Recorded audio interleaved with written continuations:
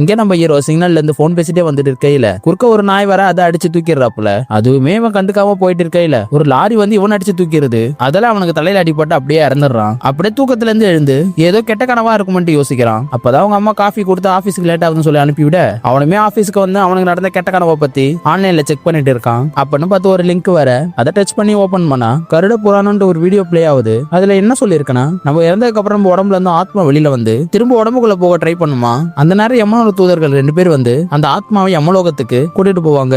அப்போ யம தர்மராஜாவும் உன்னோட கருமாவை புரிய வச்சு 45 நாள் உனக்கு தண்டனை கொடுப்பா அப்படின்னு சொல்லி அனுப்பி விடுறாரு. அப்படி அந்த வீடியோ ஹீரோ பார்த்துட்டு இருக்கும்போது ஒரு 2 பேர் வந்து அடிச்சு உன்னை ராயப்பன் கூட்டிட்டு வர சொன்னா சொல்லிட்டு இழுத்துட்டு போயிடுறாங்க. நம்ம ஹீரோமே சிக்னல்ல ஒரு நாய் இடிச்சான்ல, அது இவரோட நாய் தான் போல.